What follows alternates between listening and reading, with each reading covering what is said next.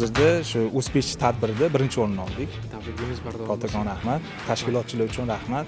Bu startaplar uchun o'zini ommaga tanitish, investorlarga chiqish uchun juda zo'r imkoniyat. Omad tilayman.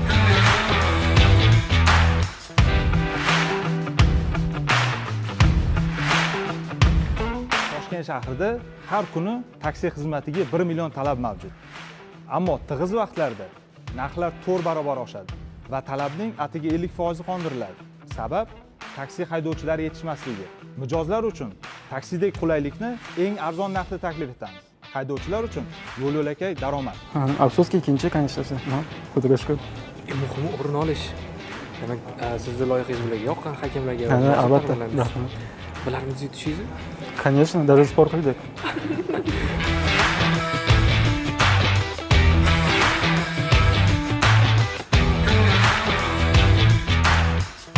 ham tug'ma qon tomirim mayda bo'lganligi uchun kichkina paytimdan buyon shu vaqtgacha deyarli hech qaysi hamshira tomirimga bittada tushib bera olmagan va bu menga noqulay va og'riqli bo'lgan. Bu muammoga yechim sifatida biz hematchek qurilmasini yaratdik. Birinchi o'rin olish uchun kelmagandim. Bu yerda o'rin berishini ham bilmagandim.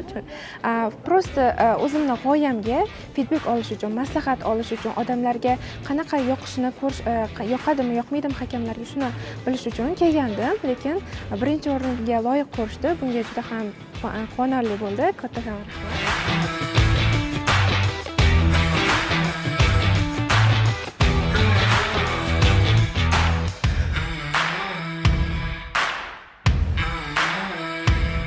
Yutaman deb kelmagandim, kutmagandim, to'g'risi. Loyihalar ham yaxshi, zo'r loyihalar chiqdi. Yaxshi pitch qilishdan, zo'r loyihalar chiqdi. Endi hakamlarga yoqqan jihatlari bor ekan, uni alohida so'raymiz, nima jihatlari yoqdi. Lekin kutmagandim, xursandman.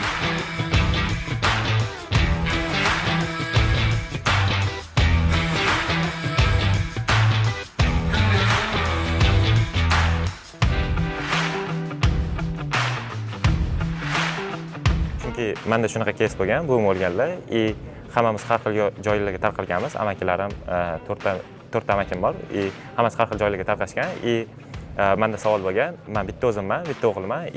Mana agar onam yoki dadam vafot etdi degan bo'lsa, men qiynalib qolaman degan savol bo'lgan. Shu bilan mana shu proyekt ketyapti.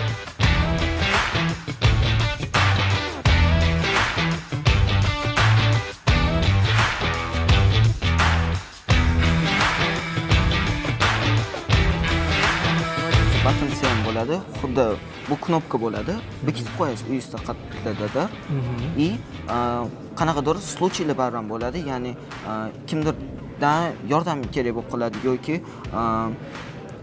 uyda problema chiqib qoladi.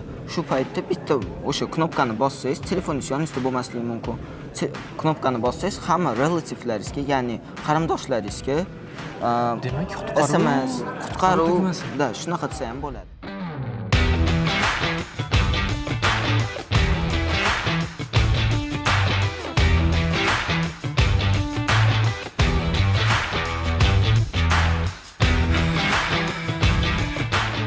O'sha muammo menda ham bor edi-da.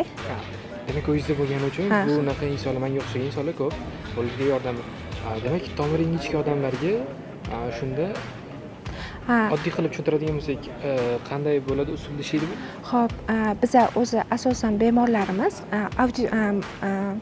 qariyalar va bolalar hisoblanadi. Ularni tomiri ingichka va qochuvchan bo'lganligi sababli bizani qurilmamiz ularni skaner qilib tomirini topadi va u yerdan qon oladi. Shunaqa ishlaydi.